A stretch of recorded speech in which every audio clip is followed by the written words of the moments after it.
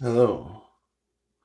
Today I'm here to tell you that, like any wizard worth his skin, I am not but flesh and blood, and my magic is driven primarily by the power of darkness.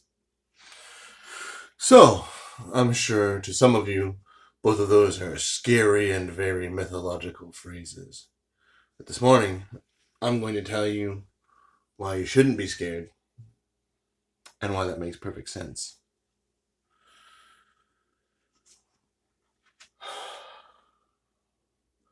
Let's start with the flesh and blood part. So obviously I have other things like bone, right? Muscle. I guess muscle counts as flesh, whatever. But what I'm getting at is I don't have some kind of mystical power. Well, I have mystical power, but not mythical, right? It's not mystical. It's just mystical. Mysticism being one of the types of streams of magic power. But mythical, no. Despite the fact that I may claim to be mythically applying this, it was originally mystically applying this, and I just kind of got carried away. But it's all in good fun. But some people make an issue of a spirit element or a soul that has to be separate from the physical. No, you don't understand. Physical is anything that's in reference to the body rather than the mind. But what the extra step that doesn't seem to be acknowledged here is that even the mind is a physical object. Okay? My brain is my mind, and there's several chemicals in my brain that are all physical that make it work, right? Including electricity, right? Because everything is a chemical, electricity is a chemical. Can I tell you exactly which one it is? Probably silver, but I'm not 100% sure. I can tell you I'm 100% sure it's a physical object, though, that can be classified as a chemical. And that the main neurotransmitter in humans is glucose, which is basically the type of sugar that comes from things like wheat, buckwheat, and sugarcane. According to scientists, anyway. According to the scientists I know about, anyway. So, um, do I have a spirit? Yes. Is it a mystical energy that floats around me? Fuck no. It's so spirit, they say it can't be explained. Spirit to me is a part of your body that picks up and utilizes and otherwise is in control of emotion.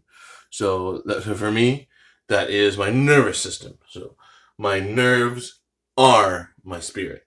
That's the physical form my spirit takes.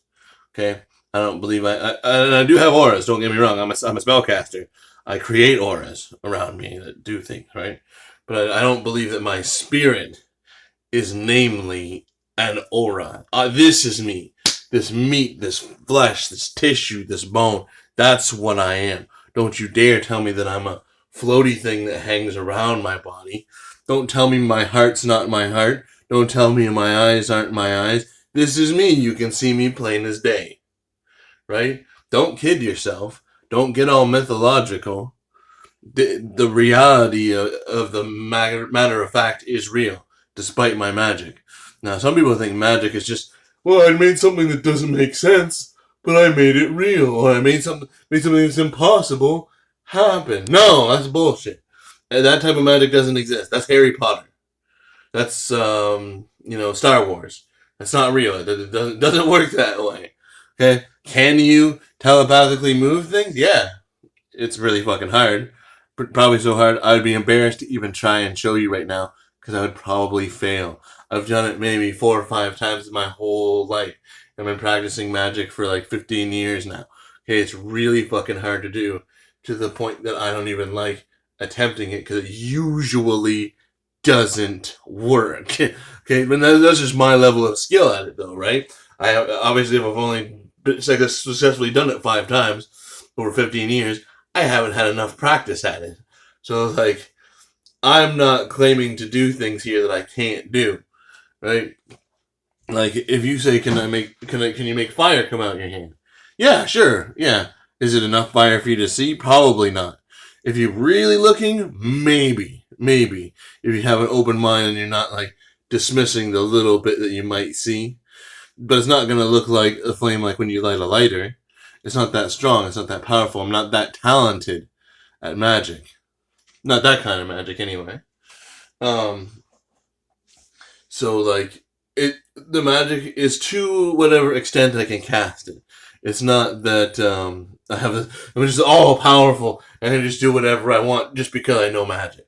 No. I mean, it starts off weak as all hell, right? Like weaker than a magnet, right? And that's what it is. It's a form of magnetism, if we want to simplify it. But I mean, like I can't make a magnet stick to my hand. I thought I had a magnet right here, but I don't. Even if I had a magnet, even though I consider myself really good at magic, I'm not going to lie to you and say, yeah, I can stick a magnet to my hand. I can't. I don't know that spell. Go figure. It's a different spell than I know. What was I getting at? This is for the flesh and blood and the dark magic, right? So what I'm getting at is to say that spirit cannot be explained is a cop-out. Okay? If you're saying, well, it's not real, it's not physical, but I believe in it, and that's what makes me spiritual. That's the disease that's in all spiritualism now. That's the reason I don't even like to use the word spirit, and I normally will tell you I don't even believe in spirit. I don't believe in the common definition of it, where it's like, oh, I just believed really hard and it happened. That is not real. That is bullcrap. Just wanting something to occur alone, just believing in something alone does not make it happen. Now, if you were to reaffirm it, right? There's a video called The Secret. If you were to reaffirm it and use your energy and press upon it, this will happen, and will it to happen over and over and over again. That's will. That can make things happen. That's power. Will is a power. Willpower, right? Is it as good as magic? Maybe. Is it? I don't think so. But can it do things? Apparently, I had a friend tell me that he. I forget how the story went. I don't want to tell you the wrong story either. But he said there was like a contest with like a whole bunch of peas, dried peas in a jar, like thousands of them or hundreds of them, and they were each marked. And he had been meditating or concentrating for days or weeks on he was going to win this contest. His name's John Thornhill. He said he was gonna. He knew for sure when he walked into the bar that they had this contest with the marked peas that they were gonna draw his pea. So he walked in and he picked his number and he said he sat down next to a person and said they're gonna draw my pea number 536. I don't know the real number, but we'll say 536. It was a 3-digit number. And then sure enough, they drew number 536 and he won that contest. Now, you can debate all day long whether he's lying or not. I personally believe him. Now, this guy who's telling you that magic is real was skeptical at first of his beliefs, right? Because he believes in The Secret, which is something I guess celebrities use where they just like wish and wish and wish for something to happen until it happens. Or that's the over-shortened version of it. But I totally believe in wishes and wish spells. So that actually does make sense to me. It's just I was too quick with him to be like, well, that's not really the way it works, because it's not the way my magic really works. But let's get to that now. So the way I do magic, I'll admit, it's loosely based on stuff I've seen in video games, but not entirely. The real basis of it is the nervous system, right? Takes positively charged sodium ions, which are basically, charged salt, or sodium, that's in your body from whatever you ate or whatever, what have you. Oh, I hate explaining this over and over again. Basically, it takes electricity through your veins, and it's something your body naturally does. Like to move your hand like this, there's positively charged sodium going from my brain down the nerves in my arm. Nerves, right? The spirit, nerves. Magic is spirit, nerves, okay? So the nervous system is going through the nerves in my arm, and then I don't want to explain all the neurotransmitters. I just learned about them. There's a video about COVID medicine that actually explains this better than I can. But the difficult part for me, that makes it magic anyway, was then getting that energy that moves through my nerves, just for me to normally move, to go outside my body, to shoot it out the end of my fingers or what have you, right? Now, again, does it look like anything? It's probably microscopic, and it's probably a gas. So usually it doesn't look like much. If you're really, really paying attention, sometimes you can actually see it. I won't even lie to you. But it's nothing like on television. It's not like BAM! And colored lights come out of my hand. Or whoosh! And like glowing smoke comes out and it's green or something, you know? Or purple. It's not like that. I mean, sometimes it very well could be glowing smoke. That's actually kind of a good description of what it sometimes looks like. But it's not something you'd catch if you weren't looking for it. It's very faint. It's only a gas. It's not like a special effect on TV like, BAM! There it is. Flames came out of my hands. And I like it that way. I didn't intend it that way. That's just the way magic is, at least the way I do my magic. But I never worked on attempting to make it visible because to my knowledge, there's no prove magic exists spell, and B, I mean, what's the consequence to me if people don't believe in my magic? I don't need them to believe in what I do for me to do it. I don't even have to believe in it for it to work. If you don't like this, if you don't like hearing any of this, you're welcome to click off this video. But and you don't have to take my word for it. You can practice this magic yourself to see if it works. But I'm not here today to argue with you whether magic exists or not. I'm just talking about my opinion, and you can put my opinion to the test if you want to. Go right ahead, because I already know it works. I don't need to prove anything to you. I'm just talking. I'm talking about what I believe, and hopefully it'll help you too, because I believe it to be true, and that makes it educational. So, back to the main issue, the spirit and the dark magic. So, I guess what I'm trying to say is there is no spirit. But really, it's not that there's no spirit. It's just that spirit isn't what you think it is. It's not some inexplicable other dimensional energy. It's a normal thing. And my spirit is my nerves. My soul is my heart and my veins. Right, because that makes blood, and blood is my life, or one of the things counted as life force.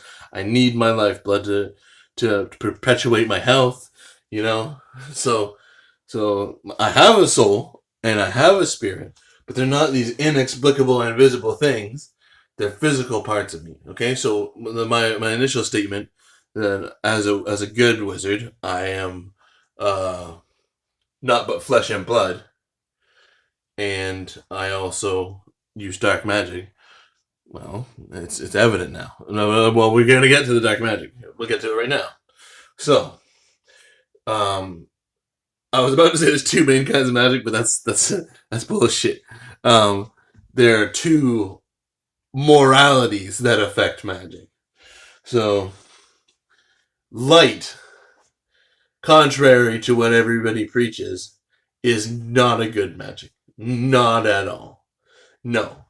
And I'm not talking about white, right? Light can be different colors, and white pigment only comes in white, right? And darkness is primarily invisible. It is a blacker color. I think it might actually be like a deeper blue or purple or something like that. But that's certainly a not bright color. But we're not talking about black pigment and white pigment. Two totally separate things from darkness and light. I just want to clarify that so no one thinks I'm being prejudiced or racist. Okay? So light, like what's coming through the window right now from the sun, that is a bad energy. Don't believe me? Stay in the sun too long. You just might get cancer, skin cancer, or sunburn, right? It burns you. It hurts you. The sun will hurt you. It attacks you every second you're in it. Even if you have a little bit darker complexion like I do, like I'm not dark, but I'm not pale, you can still get a sunburn. As a matter of fact, you need a darker complexion just to protect you from the sun. And even then, even the darkest people can still get sunburn. It's just difficult. And what protects them, right, is that darker color. But again, we're not talking about pigment here. We're talking about dark and light, okay? Not black and white. So, light magic pulls into itself. It consumes. It absorbs to an even more extreme degree than regular absorption. Earth magic absorbs, and light magic, which is more severe, it vacuums or yeah, I guess vacuum is the best word for it. But basically, think of it as a more severe absorption. Absorption being taking more than you give out, but something still comes out the other end. And the vacuuming being taking something in and never ever releasing it. It stays stored inside you permanently. Okay? That's bad because that represents greed. Okay? So the light is a greedy element. As a chemical, as an element, it is intaking into itself. That's, I believe, how it sustains its constant shining. And we'll get to the shining later, how that's also an illusion that can corrupt your thoughts, if I can remember to get to that at the end. But now I want to talk a little bit about darkness and water. See, water is the opposite of earth, and darkness is the opposite of light. And when we're talking about elements. So, but darkness is a more severe version of water. And light is the more severe version of earth. Or sorry. Yes, that's what I meant. Okay. So, dark energy as opposed to light energy does the opposite. It gives away your power. And no, that's not like a Satan symbol. I believe the Satan one's like this. But I was doing this, and that's a symbol for love. It's not the same thing. Different hand position. Even just changing my hand position from this to this is two totally different things, right? Whatever. There's a lot of different hand signs that do things. Ninjas used several different ones like this, and this, and this, and this, and I don't even remember the rest right now. Oh, my favorite one is this, Zen. But anyway, changing your hand position can change your spell, is what I was getting at. So it's not the same thing, and I don't even think this is an actual spell. It might very well be, but it has nothing to do with this. Just clarifying that I'm not trying to flash devil symbols at you. Okay? That's in sign language. This means I love you, but we're not getting into sign language. So, darkness. Yeah. This, actually, that I showed you is a holy hand sign. I'm not sure what the real name of it is. I usually call it the Buddha's palm. I think that's what it's from. Not sure. But it is sign of the monk. Now, I wasn't going to get into this right away, but I will now. The monk is one level above the darkness. It's even darker. It's holy energy. And on the opposite side is one level above or below the light, right? Which is the sun energy or solar energy, or unholy energy, right? I'm trying not to run long into this. We're already 18 minutes in. I'm just trying to simplify it, but it's so not simple. It's very difficult. So basically, any magic that gives away more than it takes for itself is a good magic. And any magic that takes in more than it gives out is an evil magic. So earth, light, sun, unholy, those are all intaking evil magics. And then water, darkness, and the monk's energy, which is holy, all of those are outputting magics. Right? Now, that if I left it at that would be a duality, right? Because then we only have light on this side, darkness on that side. But I'm not going to leave you with that because that's what most people would do. There is a neutral point in the center that's super important to know about. I'm not even going to cover that much. But then we also have a spectrum going this way, from front to back, right? That's your black and white, like I was talking about before. That's the spectrum that goes from the black side being destruction and the white side being healing. Neither one's good or evil, and neither one's more or less important. But they're opposite. The black side is masculine and male. The white side is female and feminine. Whatever. Does that mean white people are more feminine than black people? Maybe. Does it though? Probably not. We all have white in our eye. We all have black in our eye. and we all have color in our eye. So let's not get too judgy about who's black and who's white here. All right. Now, there's one last spectrum though, right? So those two spectrums, the one going backward and forward and the one going left and right, are the ones that are most often regarded as elemental, because the one that goes backward and forward also has fire and ice, right? So on the female side, we have with the white energy we have ice, and on the male side with the black energy we have fire. So fire, ice, water, earth, right? So we got earth, fire, water, and ice, which ice is also on the same side as wind. So you could say earth, fire, water, and wind, whatever. Actually, wind is more properly the opposite of fire. But there's more than just earth, fire, water, and wind. So we also have a spectrum that goes from the top to the bottom. Now, this is also actually the first dimension, not the third. So because it begins with origin, with the beginning of time. Like, that's right, this is the dimension of time. It's the first dimension, not the second, not the third, not the fourth, because there is no fourth. It doesn't make any sense. There's not 4 dimensions because it only takes 3 axes to be able to make any shape, right? Doesn't matter what shape it is. Our first axis, right, is the beginning of time up here and the end of time down there. Or birth up here and death down here. Or chaos up here and order down here. That's right.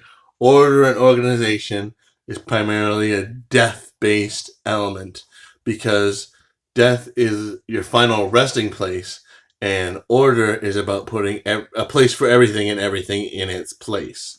Whereas being born or being young is more of just being aloof and not even knowing what to do, not even knowing everything else, not caring because it doesn't matter. Just like, I'm going to do this. I'm going to play with that. I'm going to step on some Legos. I'm going to make a new being out of plasticine. You know, I'm going to make a sculpture. I'm going to do art. It's more lively than saying, I'm just going to organize these files on this computer. You know, it's just the way it is. I don't make these rules, you know? And sometimes I wish I could change them, but then other times I realize they're not supposed to change, really. Not in their absolute sortedness, I guess. At least not yet. Not until we have more information on how to make a better universe, should we change this universe too much. And that's probably the main thing you should take to heart out of this whole discussion. But any wizard who's worth his skin would be flesh and blood and use dark magic. Because being flesh and blood means I don't have anything attached to me. I don't have some aura attached to me that I'm convinced is my spirit, even though it's probably just an enemy energy, or what they call a trickster energy. And I'm not a warlock because I don't use life stealing or absorbing magic. I'm a wizard because I actually know that kind of magic that takes in that light magic will only hurt me. Sure, it might seem like it's giving me the advantage if I absorb someone else's energy and I get their energy and they don't get it anymore.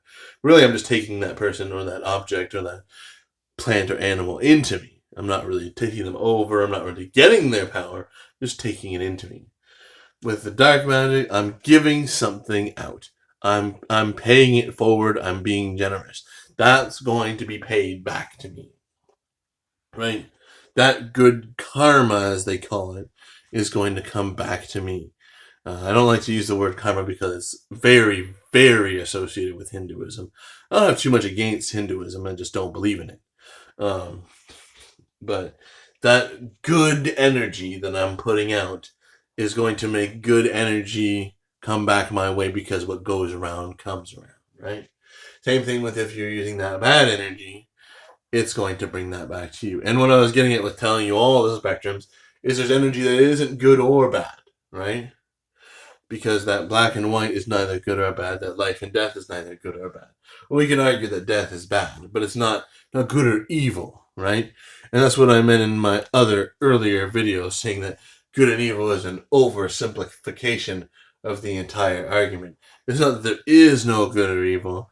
It's just that they're not the only concern. And we make it seem like everything in life is either good or evil. And I just want to make one final point about that neutral that I said I wasn't going to discuss. It's in the center of all 6 of those things. Right, we have 1, 2, 3, 4, 5, 6. And then the 7th is the energy in the center, which is clear. It doesn't really have a color. At the same time, it's rainbow colored. So energy is bad because at any and all given times, it is a self-conflicting thing, but more importantly, neutrality is half of every opposing opposite and another half of its opposing side. So that means it's half good and half evil. So anything that's half evil or more might as well be evil, in my opinion. Now, if you want to be technical, morally, a neutral action just doesn't count morally because you're doing an equal amount of good and evil at once. So, but I think that's going too far. I think the only time it should be okay to use a neutral action is when an actual evil action is the only other option. So what I'm saying is, like, you should always pick the good option. It doesn't make sense to taint things with even a drop of evil. But I mean, if you're going to dilute your goodness, then at least make sure you're always more than 50% good. Then you're at least on the good side, right?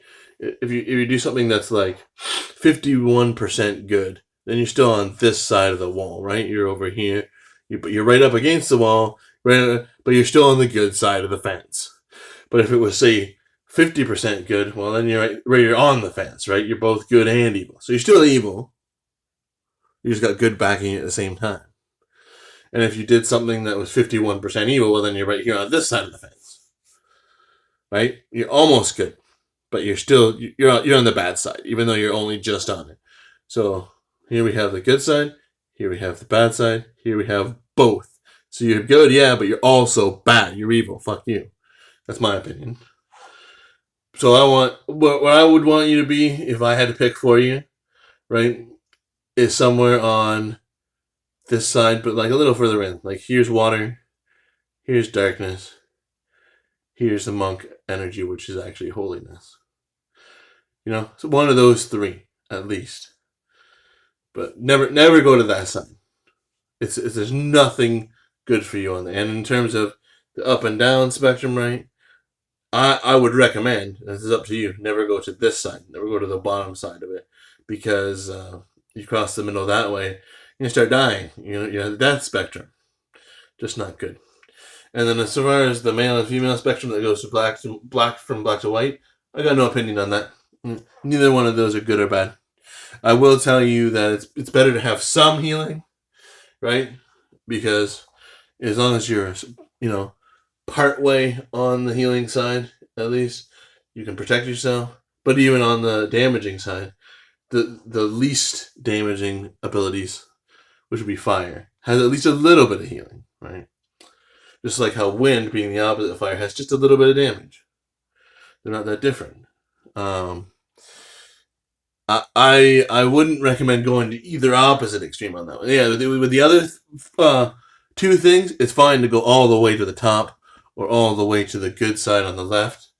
But as far as the backward and forward, I think it's actually quite dangerous to go all damage or all healing.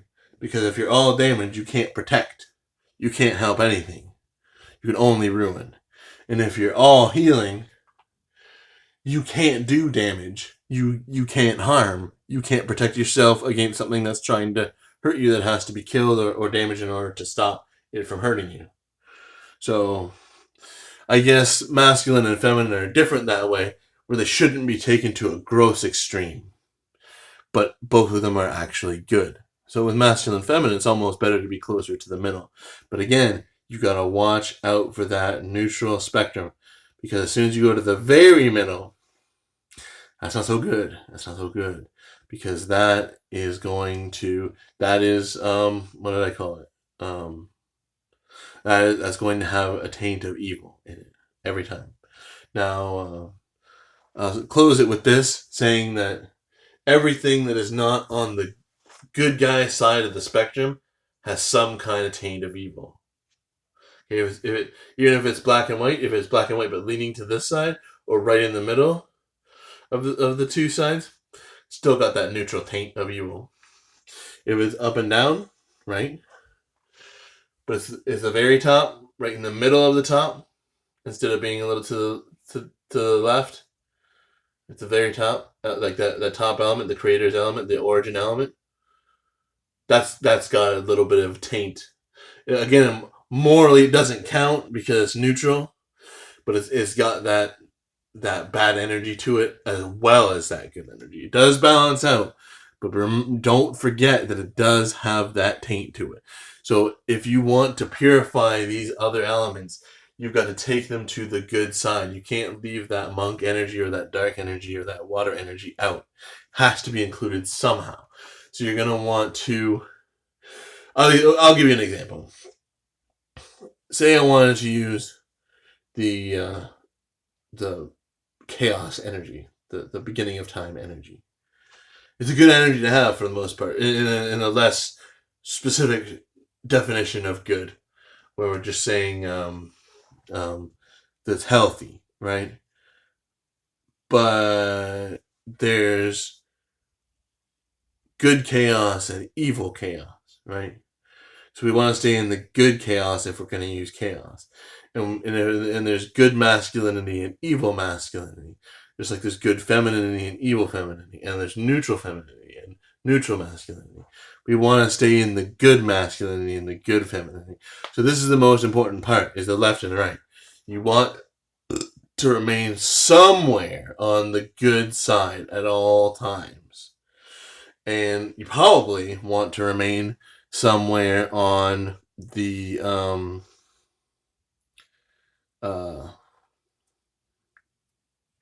brain fart. Somewhere on the youthful and chaotic energy at all times, rather than the decaying and dead energy, right? It just makes sense. But when it comes to masculine and feminine, that's more of a personal choice.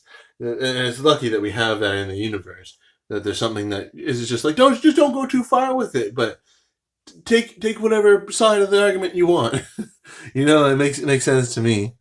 So, like, yeah, I mean, especially in this day and age, you don't have to be a man to use masculine energy, and you don't have to be a woman to use feminine energy.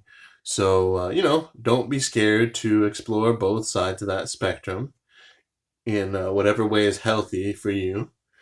And so dark magic protects me, right? And keeps me holy and safe. And I am not but flesh and blood.